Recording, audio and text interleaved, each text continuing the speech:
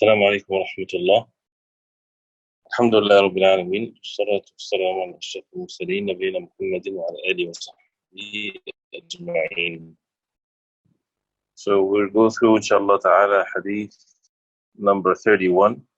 Hadith number 31 from the 40 hadith of Imam An-Nawawi rahimahullah. And this hadith is one of the principles in how to deal with people in the right way. And as we know that the huquq or the rights are of two types: the rights of Allah subhanahu wa ta'ala and the rights of the human beings. And this life, for a person to attain the pleasure of Allah subhanahu wa ta'ala, he has to make sure that he fulfill both rights. And the rights of the human beings are from the rights of Allah subhanahu wa ta'ala, since Allah subhanahu wa ta'ala the one that ordered us to fulfill the rights of others. And human beings are test to one another. وَجَعَلْنَا بَعْضَكُمْ لِبَعْضٍ فِتْنَةً أَتَصْبِرُونَ وَكَانَ رَبُّكَ بَصِيرًا. That means we have to witness that we are test to one another. Human beings are test to one another, and therefore they should be patient in dealing with one another. And one of the things that makes it easy, these types of hadith, to know what Allah subhanahu wa ta'ala wants from us. Hadith, as you see here, عن أبي العباس سعد بن سهل الساعدي رضي الله عنه قال, he said, جاء رجل إلى النبي صلى الله عليه وسلم فقال. جاء means a man came to the Prophet عليه الصلاة والسلام. جاء رجل إلى النبي صلى الله عليه وسلم فقال, so he said, يا رسول الله دلني على عمل إذا عملته أحبني الله وأحبني الناس. دلني, that means show me, and that's a فعل أمر. He's asking the Prophet عليه الصلاة والسلام to guide him, to show him a way. دلني على عمل. دلني على عمل, for an action. For an action.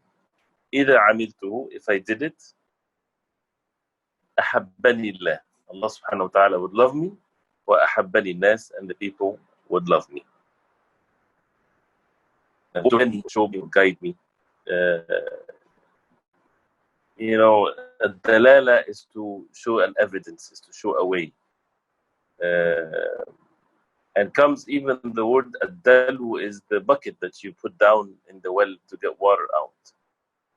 So and tudli, when you tudli something, that means you're getting something down for whatever it's good or bad.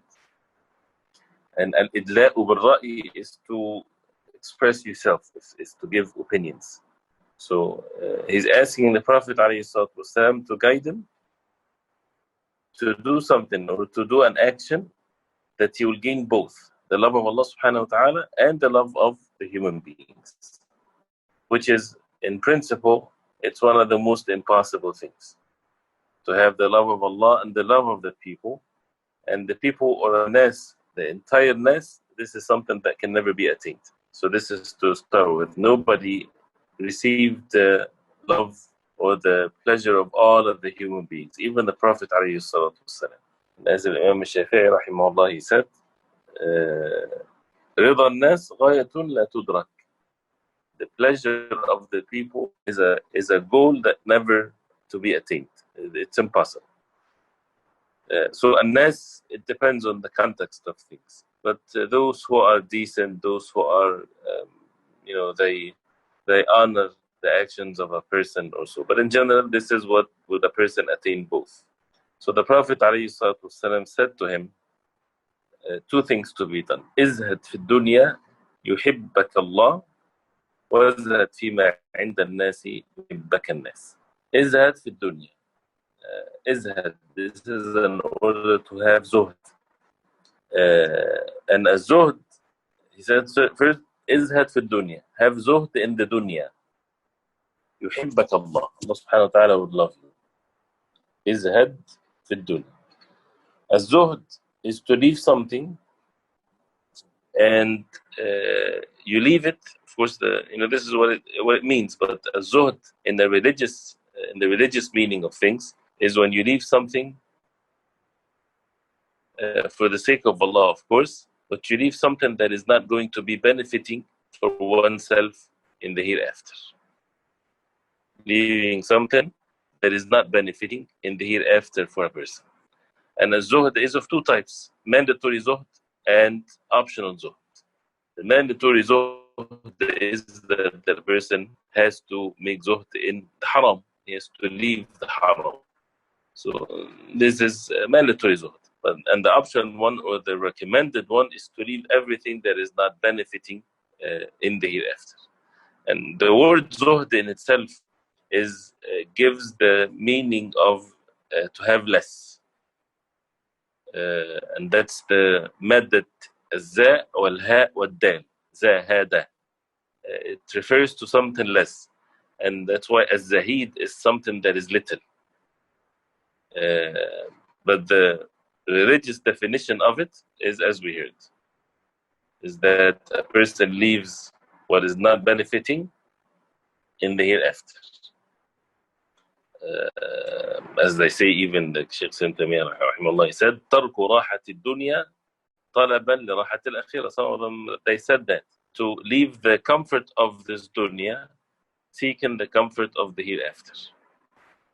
Allah subhanahu wa ta'ala, when He called and He invited the people to the Jannah, He said, وَاللَّهُ يَدْعُو إِلَى دَارِ السَّلَامِ وَيَهْدِي مَن يَشَاءُ إِلَى صِرَاطٍ مُسْتَقِيمٍ. Allah subhanahu wa ta'ala invites to Dar al-Salam, to the home of peace and security, which is the Jannah. Allah subhanahu wa ta'ala is the one that is inviting everyone. And He subhanahu wa ta'ala the most merciful.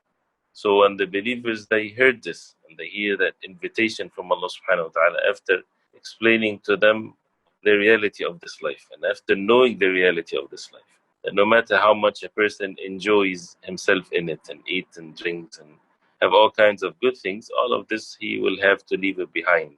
And the examples of the dunya and the Quran in many verses, for those who have intellect, for those who give it a thought, they would realize the reality of it, and therefore they would have their hearts attached to the hereafter, and to do the deeds for the sake of Allah, and not to really be attached to this dunya. So, izhad fi dunya, have the zuhd in the dunya. Also, the zuhd in the dunya, it's when a person's zeal is not really directed to whatever you are having zuhd in, but rather your heart is directed to the zeal for something else. So a person having zuhd in the dunya, he's not really concerned about the dunya with his heart. He might have all the dunya in his hands. He can have the wealth and the strength and everything, but his heart is not directed towards it. Rather, he is directing his heart towards the hereafter. So az-zuhd is not by a specific clothing or a specific amount of wealth that a person has, is the state of the heart, that the heart is attached to Allah subhanahu wa ta'ala, to the hereafter. And Al-Qayyim rahimahullah, one of the things also that he gave as a definition of az-zuhd, he said, إِنَّ الزُّهْدَ سَفَرُ الْقَلْبِ مِنْ وَطَنِ الدُّنْيا وَأَخْذُهُ فِي مَنَازِلِ الْآخِرَةِ. Az-zuhd is to the heart when it travels away from the dunya and from being established in this world, and it takes itself into the stages of the hereafter. So the heart travels to the hereafter while the body is still in this dunya. And that's basically how the state of the heart is. So izhad fi dunya, have the zuhd in the dunya. What happens? يحبك Allah subhanahu wa ta'ala would love you.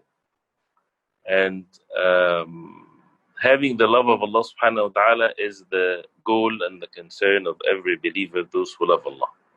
And the way that we attain the love of Allah subhanahu wa ta'ala is also something that is mentioned in the Quran and the Sunnah of the Prophet sallallahu قل إن كنتم تحبون الله فاتبعوني يحببكم الله. Say, O Muhammad sallallahu, if you love Allah, then follow me, Allah subhanahu wa ta'ala would love you. So the more the person follows the Prophet sallallahu, the more that Allah subhanahu wa ta'ala would love him. And the Prophet sallallahu كان أزهد الناس. Prophet alayhi salatu wasalam, he was the most human being that had zuhd, and his heart was attached to the hereafter, without forbidding what Allah subhanahu wa ta'ala made halal for him alayhi salatu wasalam. And just reading one of the hadith of the Prophet alayhi salatu wasalam, which is a sound hadith in the Sirah Sahiha, authenticated by Sheikh Ibrahim and others, the Prophet sallallahu alayhi wa sallam, he said, من سره أن يحب الله, right? فلينظر في المصحف. Whoever is pleased that he loves Allah, then let him read from the Mus'haf. Let him read from the Quran. And that hadith talks about if you want to love Allah, because one of the very straightforward means for a person to attain the love of Allah is that you love Allah. If you love Allah, Allah would love you. That's how simple the matter is. If a person loves Allah, Allah subhanahu wa ta'ala loves him. But not the love that people think that they have, the love of Allah. The disbelievers, they love Allah. Or a sinner loves Allah. This is not feelings. This has to have a reality to it. So how can a person love Allah, truly love Allah? The hadith says if you are pleased, if you would like to have the love of Allah in your heart, that you love Allah, then let him look into the Mus'haf. Let him read from the Mus'haf. That means if you're reading from the Mus'haf, if you're reading the Quran, because the Quran is the speech of Allah subhanahu wa ta'ala, that means you will love Allah subhanahu wa ta'ala if you are a believer, because you would receive the words of Allah subhanahu wa ta'ala, trying to apply the Quran, and so on, and to follow the way of the Prophet. So is that fi dunya? So have zuhd in the dunya, Allah subhanahu wa ta'ala would love you, because if you read the Quran directs the hearts of the believers to have zuhd in the dunya. How Allah subhanahu wa ta'ala talked about the dunya in the Quran versus the hereafter. You will have your hearts immediately attached to the hereafter, and that zuhd has to have ilm, knowledge, so that the person does not forbid on himself what Allah subhanahu wa ta'ala permitted, or that the person leaves even sometimes what is best for him, thinking that he has zuhd in the dunya, while he leaves what is best for him in the hereafter. Someone leaves an occupation, for example, that is benefiting for the believers, benefiting for the people, thinking that as to be zuhd is to leave it and to live or to go out in the jungle or the desert somewhere and worship Allah subhanahu wa ta'ala. That's not zuhd. So that's why a person has to have the knowledge of how to have the perfect zuhd according to the way the Prophet ﷺ, and that is based on ilm. So izhad fi dunya yuhibbak Allah, have zuhd in the dunya, Allah would love you. Wazhad fima inda nasi yuhibbak an-nas, and have zuhd in what people have, the people would love you. So the first statement about the love of Allah, if you want to have the love of Allah, have zuhd in the dunya, zuhd in the haram, zuhd in the shubuhat. You don't cling so much into the doubtful matters. Zuhd fil futul, the extra things. Zuhd in anything that would not be benefiting for the person in the hereafter. Allah subhanahu wa ta'ala would love you. And have zuhd in what people have, what people possess.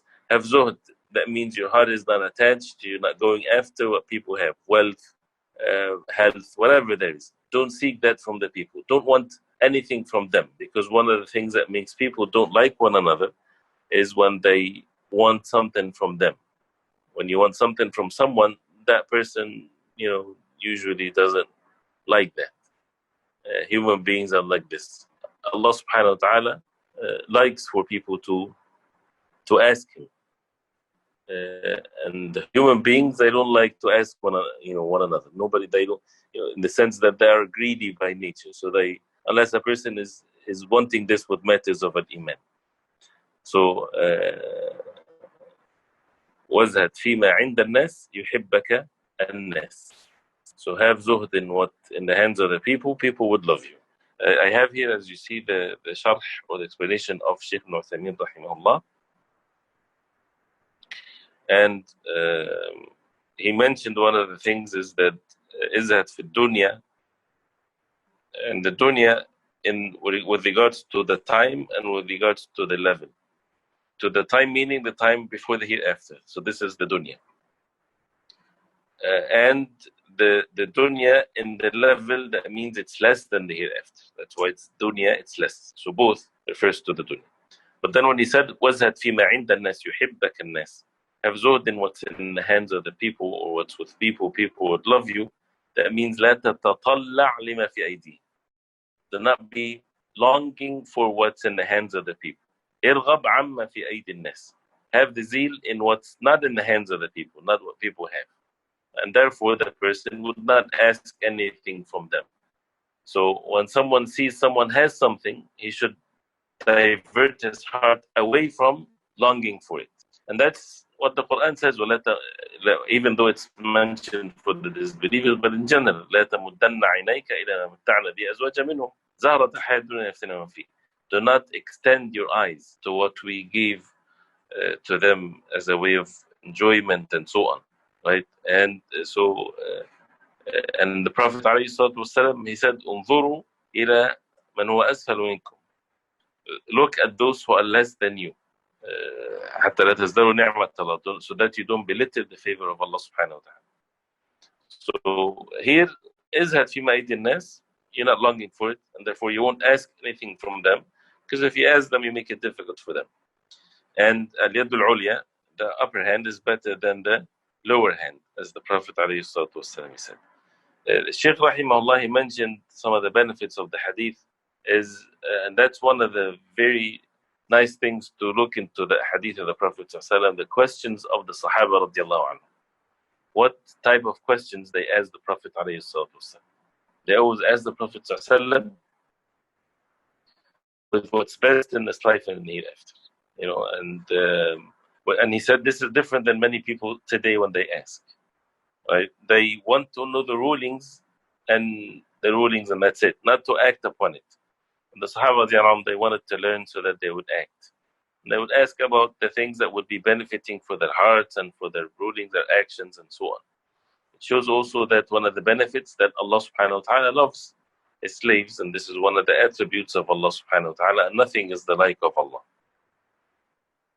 And the virtue of a zuhd, and that's what the hadith is upon, the virtue of the zuhd in the dunya, and that means to leave what is not benefiting in the hereafter. And he says, وَلَيْسَ الزُّهْدُ أَنَّهُ لَا يَلْبَسَ الْجَمِيلَ. The zuhd does not mean that a person doesn't wear the beautiful clothing, or does not ride or drive expensive cars, and it's not about eating specific food or things like this, but to enjoy what Allah subhanahu wa ta'ala bestowed upon him, because Allah subhanahu wa ta'ala loved for his slave, for his obedient slave, that his favor is to be shown on him. If you're rich, you have to, if a person, Allah subhanahu wa ta'ala gave him money, then Allah subhanahu wa ta'ala loved for the person to show that favor of Allah subhanahu wa ta'ala upon him, but not in an arrogant way and not in an extravagant way. So this is a higher level than al-wara'. Al-wara' is to leave what might harm in the hereafter. Az-zuhd is a higher one. And that's one of the means of the love of Allah subhanahu wa ta'ala, is that في الدنيا يحبك Allah. And of course, the following the way the Prophet ﷺ, and the encouragement here and the virtue of having zuhd in what's in the hands of the people, it would make people love you. Right? As he mentioned an example, you see someone that has a pen or an hour or a watch, and you say, oh, mashallah, this is a nice watch. Why don't you give it to me as a gift? Or you give a hint, for example, that you won that watch, or things like this. Or asking people for whatever, anything. It's always something that is, people would not like you like this, unless you're asking with matters of deen, matters of knowledge. Unless sometimes, as he mentioned, that if you ask someone something because he loves for you to ask him.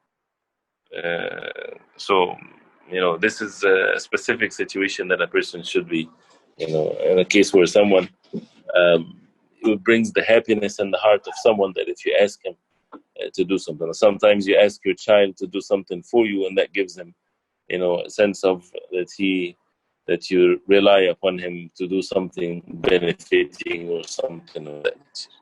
So we ask Allah subhanahu wa ta'ala to make our hearts attached to the hereafter and to receive the love of Allah subhanahu wa ta'ala. And we'll stop here, inshallah. Barakallahu fikum. صلى الله وسلم وبارك على محمد وآله وصحبه وسلم. السلام عليكم ورحمة الله.